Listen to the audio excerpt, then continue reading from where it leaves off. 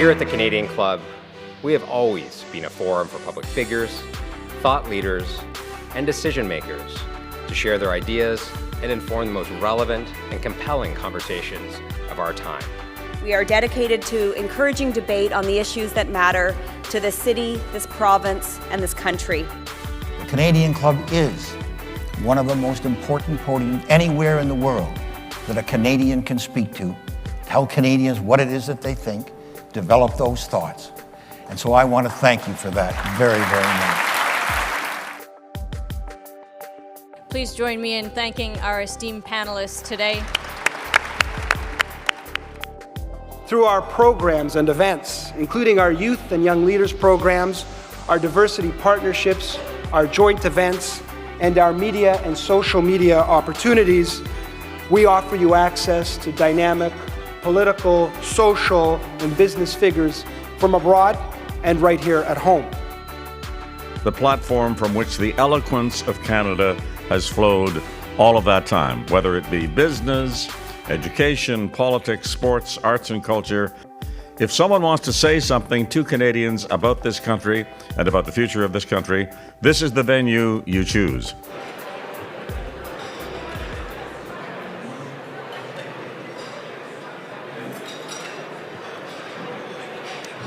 Good afternoon, Canadian Club members and guests. Good afternoon, everyone. You are clearly having too much fun. I certainly hope you enjoyed your meals and had a chance to reconnect with lots of old friends and make a ton of new ones as well. My name is Joseph Lowe, President of Canadian Club Toronto, and I am delighted to be your host today. I appreciate those of you who are joining us online thanks to the AV services of Van Valkenburg Communications and livemeeting.ca. We are pleased to be able to offer this option for digital engagement these days, obviously. We are also deeply appreciative of the generous sponsorship provided by Deloitte, making this event possible today. I'd also like to thank Canada's Forest Trust, an ESG company planting smart forests to take positive action on climate change with the power of nature. I'm pleased to share that our partnership will reduce the carbon footprint of our entire season of Canadian Club Toronto events. Now, on a personal note, I'm very happy to welcome back Anthony Ostler to Canada. Anthony and I met more than 25 years ago as young consultants, and even then, it was obvious to me that he was a banker at heart. Since then, he has become one of the foremost leaders of Canada's financial services industry. I'd also like to share this point. The Ostler family has a deep personal connection to Canadian Club as well, where Anthony's father was the former president of Canadian Club Vancouver. Now, with the many changes that we are witnessing in Canada's banking sector, what questions will you have for our guests today? Please use the Q&A cards that you're going to find at your tables. We'll get them to the front of the room to our moderator, Jillian Riley. And for those of you joining us online, hit the Submit a Question button anytime. You'll find that on the right-hand side of the screen, and we will get your questions that way as well. Now it's my pleasure to welcome Todd Roberts, partner and national payments practice leader from Deloitte, who will introduce Anthony. Todd, over to you. Great. Thank you very much.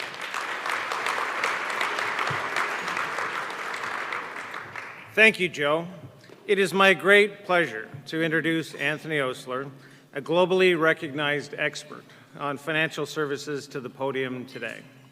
Anthony joined the Canadian Bankers Association as president and CEO in February of this year, after spending 8 years in the United States, working for State Street in Boston. Anthony has had a successful 30-year track record in banking and financial services and he has worked globally across time zones and geographies, including Canada, the US, Europe, and Asia. And throughout his career, he's taken on critical positions, including Senior Vice President of Investor Relations, Chief Risk Officer, Chief Marketing Officer, and has led operations for several financial institutions, including RBC, Canaccord Genuity, Manulife, and State Street. Anthony brings a unique mix of both breadth and depth and a proven leadership.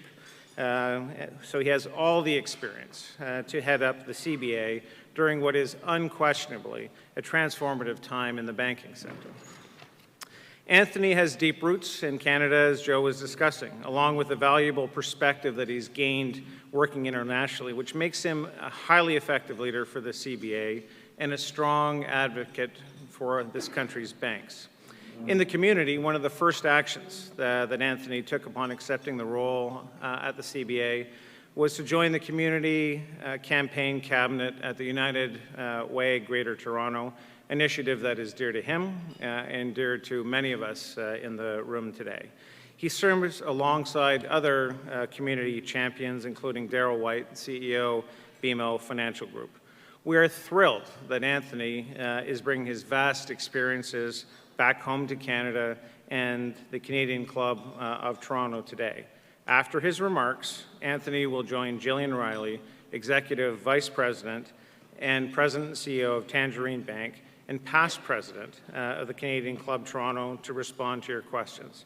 At this point, please join me in welcoming Anthony Ostler to the stage.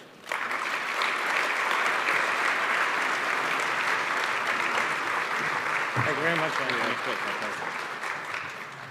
Thank you for the warm welcome, Joe. It's great to be together 25 years after our graduation from Ivey Business School. It's amazing how fast time flies.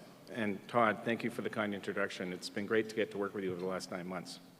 Good afternoon, everyone. It's a pleasure to be here at the Canadian Club in the company of our esteemed head table, our CBA member institutions, our colleagues from the broader financial community, and many valued guests. I'm thankful to be back in Canada after 8 years in the US. I'm delighted to have joined the Canadian Bankers Association. This time last year, the CBA marked its 130th anniversary. It's an organization with an illustrious history that serves an essential role in ensuring our country remains prosperous and our banks remain well-regulated and competitive into the future. Soon after as I started as president and CEO in February, the CBA undertook a member-oriented transformation and examined our core values. We are well underway on our transformation. A key element of our strategic evolution has been to more proactively strive to shape the future for our industry as we navigate change. We also came up with a new purpose, ensuring Canada's banks are at the forefront of growing a sustainable economic future for Canadians. More than 60 domestic and foreign bank members play a central role in Canada's economy. The banking sector accounts for almost 4% of Canadian GDP, employs roughly 300,000 hardworking people, contributed more than $13.5 billion in taxes to all levels of government in 2021, provided $1.5 trillion in credit to Canadian businesses, and played a critical role in helping people and businesses weather the storm of the pandemic. Banks have a deep history in helping to achieve Canada's priorities and are positive forces for a strong, inclusive, and sustainable economy. Canada's banks have a long tradition of nation building. Some of our banks were founded before Confederation and financed the railroads that connected us from coast to coast, and sold war bonds for the government that fought and brought victory in 2 world wars, and helped generations of Canadians buy homes, save for retirement, and grow businesses. Decades of leadership from policy, regulatory, and banking giants built the greatest banking system in the world here in Canada. But we cannot rest on former accomplishments to see us through the way ahead. This is a critical time for Canada and our country's banking industry. There are numerous forces at play that, if not purposely addressed, could hinder the ongoing economic health of our country. This matters for all Canadians because there is a symbiotic relationship between our economy and banks. Healthy banks drive a healthy economy, and a healthy economy is dependent on healthy banks. As part of our efforts to shape the future, the CBA recently provided a pre-budget submission to the federal government. In our submission, we emphasize the need for a renewed focus on growth and creating a stable, strong future based on a healthy, growing economy. There are several important topics covered in that submission, but given our limited time today, I will highlight 3. 1, acting on climate change. 2, the need to future-proof finance. And 3, addressing Canada's productivity challenge. First, acting on climate change. The science is clear. The buildup of carbon dioxide, methane, and other gases in the atmosphere is changing Earth's climate. Banks know the climate crisis is real and recognize the complex challenges our society faces today. Banks in Canada are committed to doing their part to address climate change and help our country transition to a net zero economy by 2050. That's why banks are implementing climate action plans that set specific targets to meet the demands of this global challenge. What's more, banks are already hitting key milestones. By committing to emissions reduction targets for their own operations, as National Bank has done by pledging to reduce from 2019 levels their greenhouse gas emissions by 25% by 2025, by setting reduction targets in their lending, including sector-specific targets, as RBC did in its net zero report released last month, by working with business clients across industries to help them decarbonize and pursue energy transition opportunities, as BMO is doing with their Energy Transition Group, by investing in transformational technologies like carbon capture, utilization, and storage to help clean up existing energy production and accelerate the transition to cleaner alternatives, which Scotiabank is doing through its Net Zero Research Fund and CIBC through new limited partnership investments in low-carbon and climate tech funds.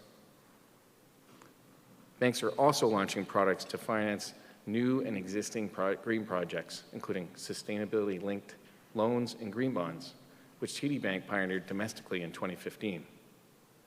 Many of our members are also implementing climate-related financial disclosures, tracking financed emissions, and collecting quality data to better assess the challenge.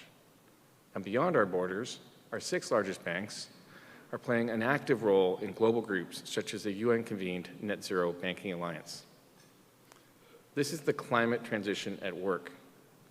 Banks are helping Canada realize its net zero ambitions while also helping meet interim energy demands in a volatile global context, made ever more unstable by Russia's war of aggression in Ukraine. Banks are helping to finance greener sources of energy, but the full transition to net zero will not happen overnight. We must balance the essential need to significantly reduce emissions while ensuring the continued supply of energy and critical products. Some of these may only be obtained through medium-term use of hydrocarbons. Energy is not only key to Canada's economy, but it's also critical to funding our social needs. For instance, oil and gas are crucial energy sources in Canada, necessary for everything from food production to transportation, manufacturing, and heating our homes. Canada and people around the world need this energy. There's simply not enough green energy at this time to meet demand. The 140,000 people working directly and indirectly in oil and gas overwhelmingly share Canada's vision for a low-carbon future. They are in the best position to help us get to net zero, given their deep expertise in delivering the fuel that keeps our country and the world moving. Oil and gas companies are also supporting our energy transition through pivotal investments in wind, solar, and other technologies that will enable our transition. We also know that steeply reducing carbon intensity across our economy costs money.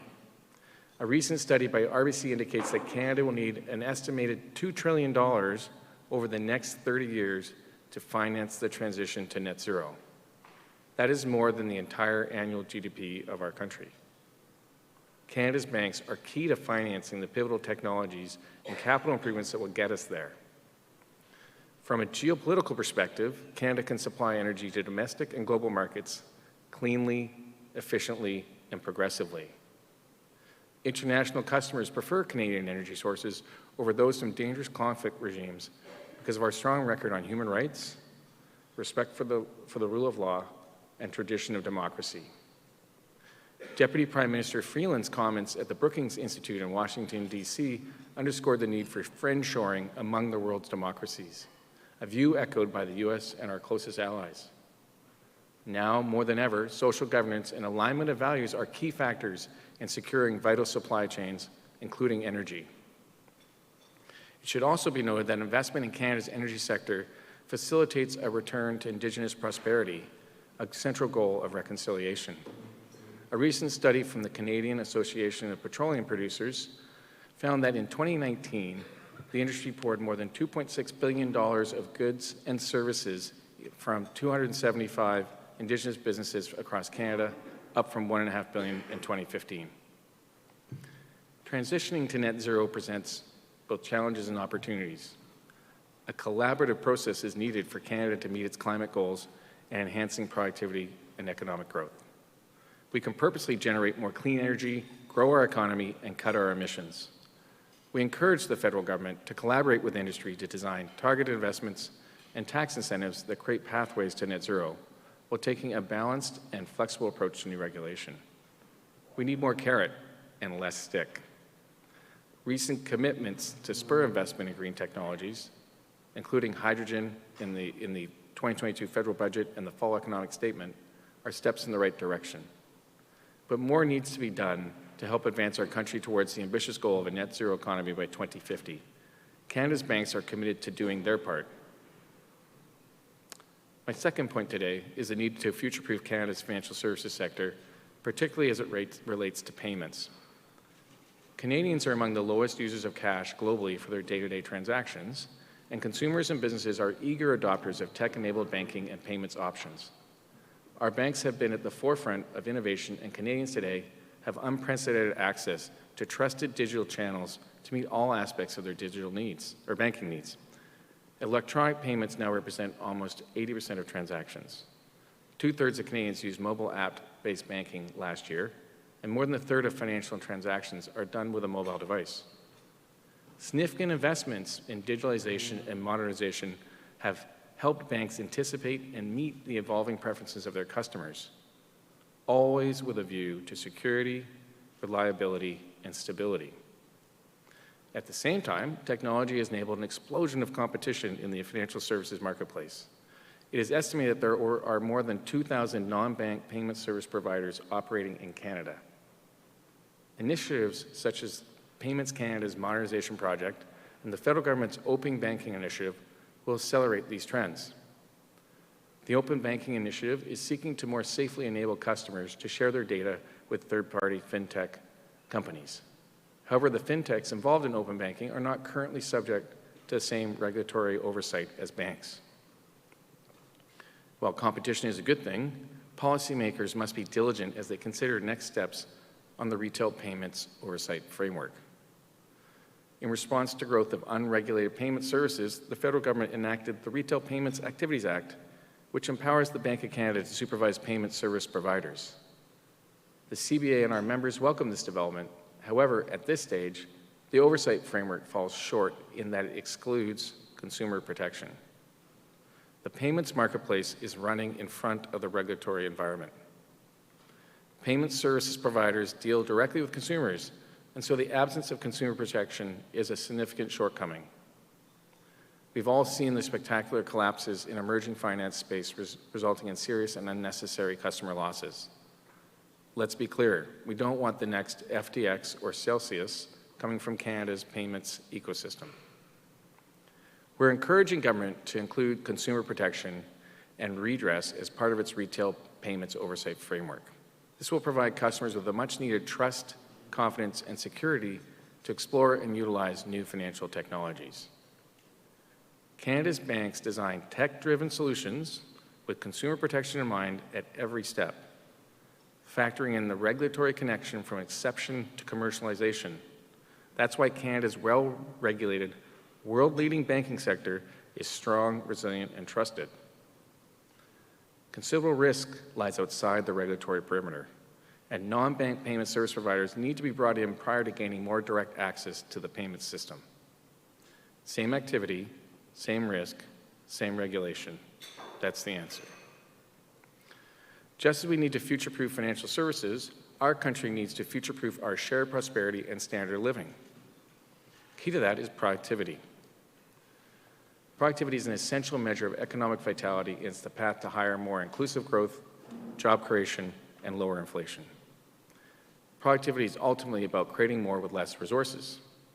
The problem is that Canada has a productivity challenge. Canadian labour productivity ranks 6th in the G7. An investment in productivity-enhancing areas of intellectual property, information technology, and machinery and equipment are happening at about half the rate in Canada compared to the US. Something needs to be done.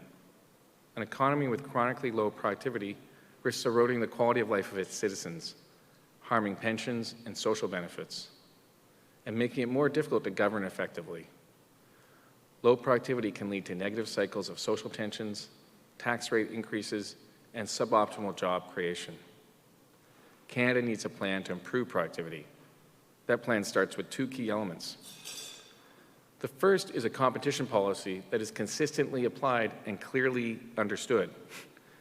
We're encouraged that the federal government has launched a review of the Competition Act to better align it to a modern economy. The CBA and our members welcome this development, and we will be sharing our views as part of the consultation process. The second is a taxation system that promotes investment and encourages growth. Our current taxation system is increasing the cost of capital and making it harder for companies to make the needed investments for our country to prosper. Canada must start attracting capital and stop scaring it away. This will help build an economic climate that creates the right incentives for growth and supports the net zero transition. The federal government should undertake a comprehensive review of Canada's tax system to align it to the needs of our evolving economy and to ensure our country can compete internationally. Importantly, a review would assess measures that could encourage the investments that will be needed to transition to net zero. As I said earlier, we need more carrot, less stick. We are encouraged to see the Canadian government creating incentives to support investment in climate transition, as tax policy must be considered more holistically to avoid unintended consequences. Since before Confederation, banks have demonstrated their capability to bring capital, knowledge, and resources to support economy-wide innovations. And climate transition is no different. As an example, bank financing of the climate transition would ultimately be multiplied and accelerated through greater coordination with government on tax and investment incentives. This would have a net positive effect on productivity because climate transition and productivity are ultimately about doing more with less. Innovation and productivity are closely linked. A coordinated set of long-term policies that quickly enable and foster scalable private sector investments in clean innovation and assets will guide our country forward. Canada is emerging from a challenging period.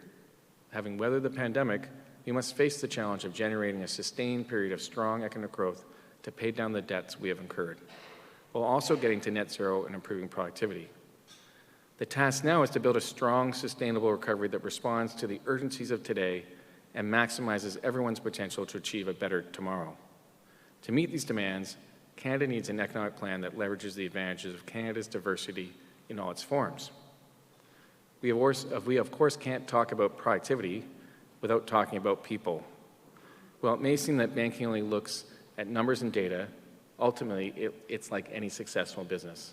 It's founded on strong relationships with great people. Our members' employees are the beating heart of the banking industry and our biggest source of strength. Employees are at the center of our continued success, and banks have worked hard to create inclusive workplaces where all employees can thrive and be their authentic selves.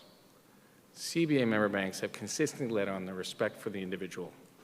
Significant work has gone into identifying and eliminating barriers where they exist for diverse populations, accelerating the progress of underrepresented and marginalized groups at all ranks. Our industry has embraced action plans against systemic racism, exceeded benchmarks for women on boards and in executive positions, made meaningful progress in Indigenous reconciliation, and championed the rights of all Canadians. The federal government should also be commended for its recently announced 2SL LGBTQI+ action plan. The plan dedicates $100 million over 5 years for a whole-of-government approach to achieve a future where everyone in Canada is truly free to be who they are and love who they love. These advances in the private and public sectors are personal to my family. My wife and I have 2 trans daughters. We returned to Canada after many years in the US as we felt the environment had changed and Canada was the better place for our children like ours. We're grateful to be Canadian and to be back in Canada.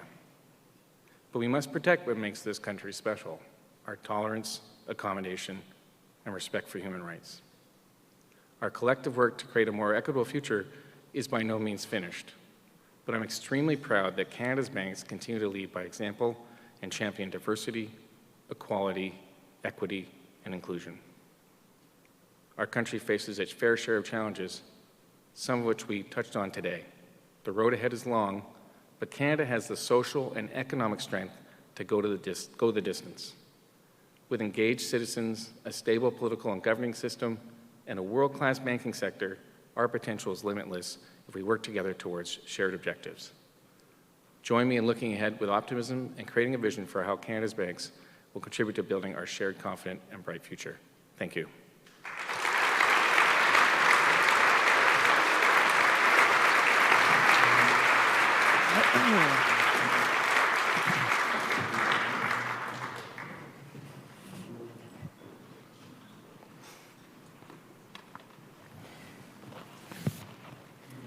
Good afternoon, everyone. Nice to see everyone here in person, and it's really nice to be back at the Canadian Club after many years. Yeah. And nice to join you on stage, Anthony. Yeah, thanks, Jillian. It's fantastic. That was great. Superb remarks. Thank you. I have a few questions for you, and we're open to take questions from the audience as well. So I think there's a process to collect that. So if you have questions, please jot them down. So my first question relates to crypto. Right. There's obviously considerable attention and interest around crypto and central bank digital currencies. What do you see as the opportunities as well as the challenges for Canadian banks as we think about this area? Well, it's interesting. If we think about the payments marketplace that I was just talking about and the sort of regulated and non-regulated spaces, obviously what's going on in most crypto today is outside the regulatory sphere. And some of the concerns I have would be around same activity, same risk, same regulation. But there's a lot of complexity involved with crypto. We obviously have the currencies. There's multiple types of currencies. We have stable coins. Always ask myself, why does something have to have the word stable in the front of it? If it's stable, why would you need that? But anyway. And then there's obviously central bank digital currencies, which there are only a few, but there's things like that being considered. And so the development of that ecosystem has been quite volatile, but in the long run, they're not likely to go away. And so how we address that and approach that is important, because the failures that we've seen have obviously had a big impact on a number of consumers and individuals, and we would not want that to enter into our system. And I think that that's from the downside and the stuff that's outside the regulatory sphere. If we think about a central bank digital currency, the Bank of Canada is studying multiple options, and there's a range of them. And there's retail central bank digital currencies, which would offer people the opportunity to have a form of a digital deposit. How that is done could present opportunities for banks. It could also present threats for banks. And so, for instance, if you think about it, a large DSIB, large bank, has multiple funding sources, including retail deposits, but they can use the wholesale markets. So if a retail CBDC was created, they would probably still be able to get funding. But smaller, medium-sized banks or other entrepreneurial ventures may not have the ability to generate retail deposits. And so if there was a central bank-held retail CBDC, that could actually impact banks and not be an opportunity. The flip side, if the banks, commercial banks, were able to issue the retail CBDC, that may create an opportunity to help customers have that form of digital currency. There's also other areas where CBDCs could be interesting, and for instance, wholesale transactions, and especially foreign exchange. Like, some foreign exchange settlements are quite challenging and expensive. So there's other ways there. But I think the other thing to think about is, as they're designing and moving through these processes, are thinking about privacy for individuals, security, and the overall resilience of the system. And so we know the Canadian dollar is resilient, and so we're thankful that we have the current system we do. Well, it certainly will be interesting and fascinating to watch how this evolves. Right. More to come on that one, I think. We'll be talking about that for many years to come. Moving a bit into the federal government. Right. Earlier this year, they introduced higher taxes on financial institutions, and in addition to that, a one-time levy. Yep.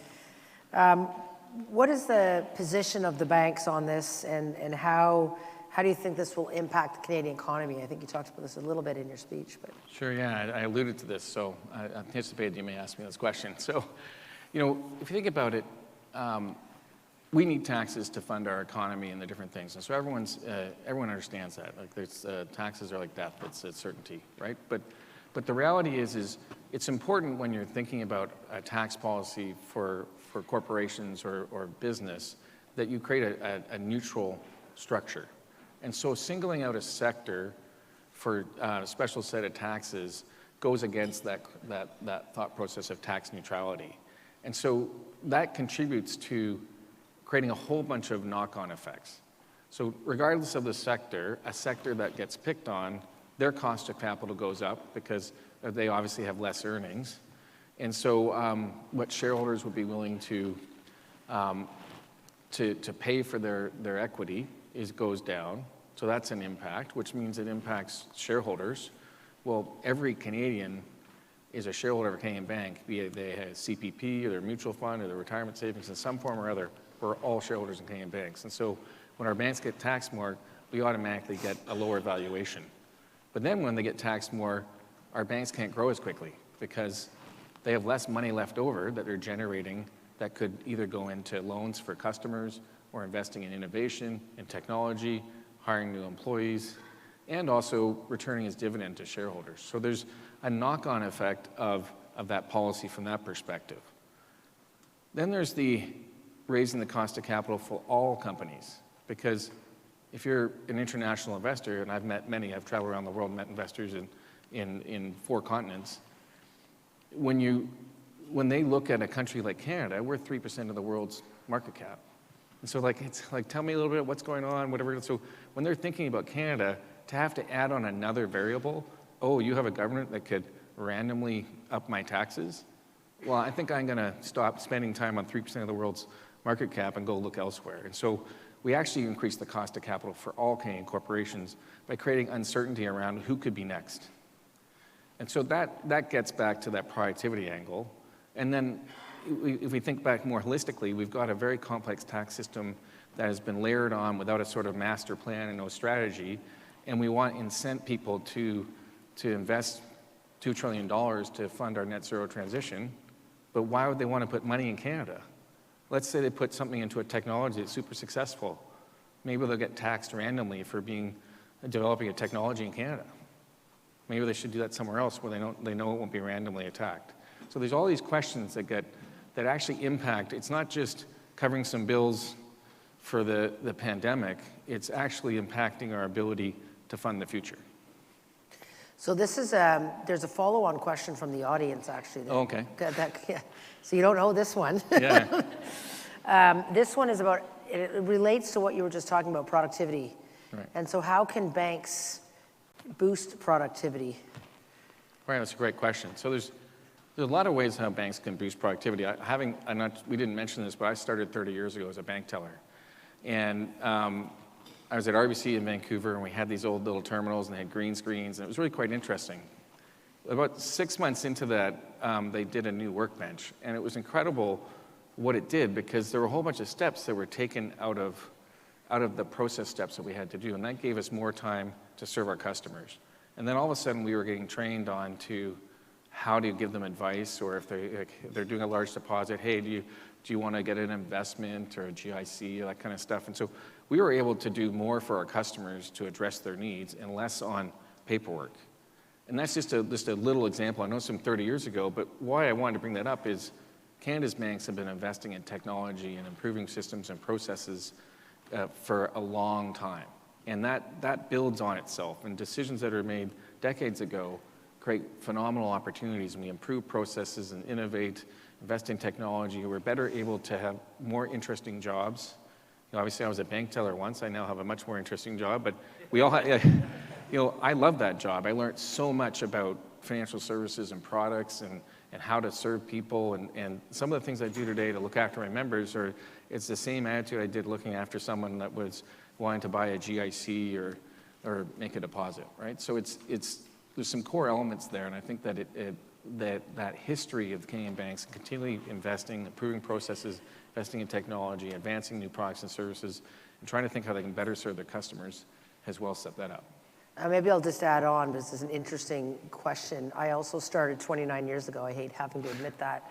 And the amount of paper that there was in banking, many, many years ago.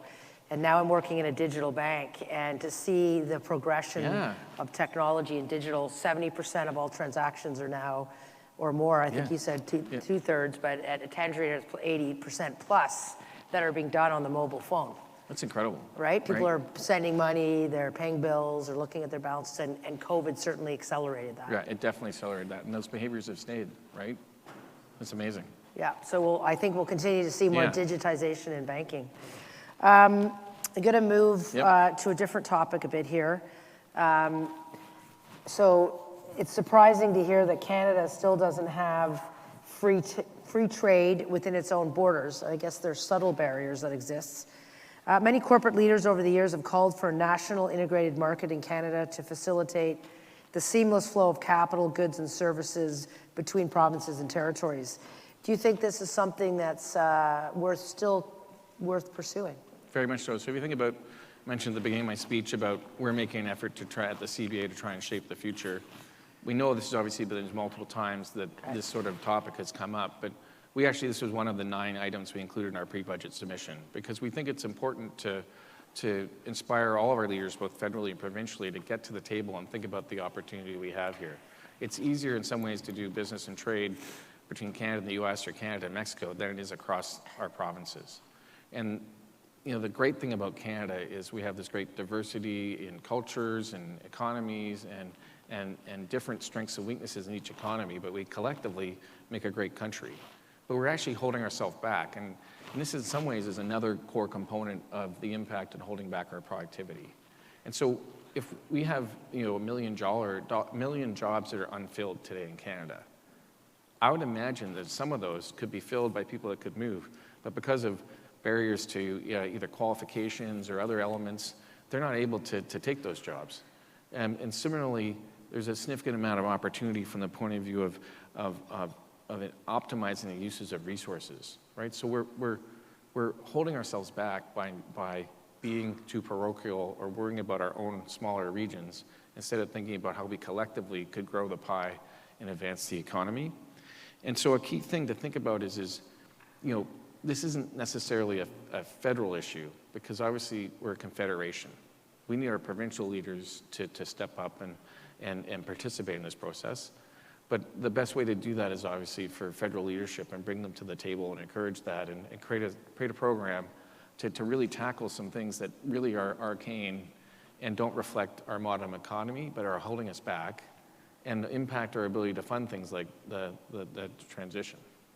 So I was kind of fascinated by this whole topic. I didn't really realize that there were barriers across the country. So I did a little bit of research on this topic, and I saw that stats show that almost 4% of our GDP would go up if we could break down some of these more subtle barriers that exist. Yeah, we wouldn't need a bank tax if we had that jump, right? So, no, it's good. So I'm going to move to open banking because you mentioned it in your remarks. It's obviously top of mind. I'm quite involved in it myself. And it's certainly a priority to establish an open banking system. So what do you think the views are, and how is it progressing? Maybe give us your perspective on how open banking and the framework is moving forward in Canada. We've got a lead now out of Ottawa. Yeah. So I think most people in the room may not everyone know, but open banking is in what the context we're talking about is to enable people to share their information between institutions. And often how that's done is they may have an app on their phone that is maybe pulling their credit card information from CIBC and their account and investments from RBC and maybe their mortgage at BMO or something, and it pulls it all together in one spot and they can see all their balances instead of having to go to 3 different apps. So great concept, but each one of those bank accounts or accounts and profiles have their own different logins and passwords, and one of the reasons they're all set up that way is there's security, reliability, a whole bunch of encryption and other things that are done to protect that information. If you just grab any app on your phone, maybe you're the product. Is it free? Like maybe they're selling your information on or profiles. You don't know what's there for you because there aren't necessarily the protections currently in place to ensure that people are actually being looked after. The Open Banking Initiative is something that came out of this growth in fintech applications and the need to have some structure. And Canada's banks and other large institutions like Desjardins are participating in working closely with the Open Banking League that was appointed earlier this year to help develop a framework that can securely move that information around. And so what's great to see is is we understand our clients want to have applications like this. We want to meet our clients where they are and where their needs are. But to address that, we need to make sure that it's secure, reliable, and safely designed and looked after. And so that process is still unwinding. I mean, I would imagine you may be involved in it. It'd be interesting to get your perspective on it. But our members are very much participating in the desire to make sure that it's secure and safe. Yeah, I think you've said it very well. It's about creating choice for our clients, but doing it in that safe and secure way that you mentioned. What I see happening across the industry and with government is that there's a very collaborative approach in a good Canadian way. Right. And I sort of think the stakeholders are working very well together on things like privacy and security and accreditation of who's in the ecosystem. And I think there's a plan to do that in a very, very productive and proactive way for Canada. So I see it progressing in a positive and collaborative manner. Yeah, and I'd like to think, like, back in my day of being a teller, Canada's banks obviously protect your money very carefully, right? Well, we also do the same thing for your data. I'm not convinced every fintech has the same treatment of your data like we treat your money. And so what I'm hoping is that the Open Banking Initiative will address some of those risks so Canadians will be protected, because I think sometimes they assume they're protected. It's not until something gets leaked or their identity stolen or other things happen, or they may not even know what's happening to their information. And so I think it's key that we continue to support that initiative and get the progress we need. Yeah, I agree with that fully, yeah. It's important. It's in a lot of other jurisdictions that are a little bit ahead of where we are, I think, in Canada on this topic.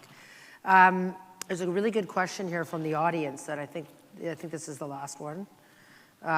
Most Canadian banks now have global presence and operations, so outside of Canada's borders. You spoke about your expectations from the Canadian government and regulators. Are there any efforts, this is a really interesting question, are there any efforts to consolidate global payment laws? That's a good question. I'm not familiar with the rules in that space. Although I've worked globally, I've not worked globally in payments, so I'm not sure. Todd, do you know the answer? But, it depends which types of payments you're talking about, yeah. Right? I think there's different.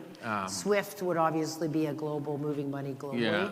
Yeah. And then you'd have more retail payments that would be in Canada, like Interac, and Visa, MasterCard, I guess, would be considered a global payment. So those would be governed locally, but also in some ways globally. Thank Lord Jillian's here, eh?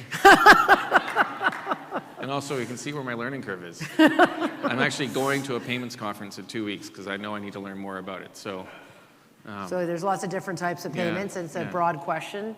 So I'd say some have some sort of global oversight, and others really don't. They're very Canadian-made, like in Interac. So I think we're nearing our end here, but this has been very enjoyable. Oh, likewise, thank you. Welcome, and we're delighted to have you. Looking forward to the future. Thanks, Julian. I really enjoyed it.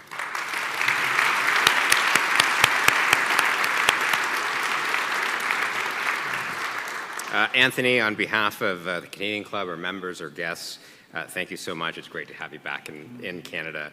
I want to sincerely thank you for your thoughts and sharing them so articulately with us this afternoon. The Canadian Bankers Association has a dedicated champion at the helm, and the nation's banking industry has a fierce advocate committed to advancing the issues that will ensure a strong and sustainable future for generations to come. I wish you a long and successful tenure in your leadership role, and we're looking forward to welcoming you back to the podium soon. And to you, Julian, it's always a pleasure to be at the podium with you here at the Canadian Club. Thanks for your deft moderation, and great to see you as well. Audience, today's event marks the last one, sadly, for our calendar year. On Wednesday, January 11th, 2023, feels funny to say that out loud, the club will feature our 46th annual Outlook, known as Canada's best political economic forecast lunch. I hope that you can join us for this very popular event featuring some of Canada's leading business people and business journalists. I'd like to offer another round of sincere thanks and appreciation to our sponsors today, Deloitte. Thank you, Todd and Raman, for it's been great to have you here with us today.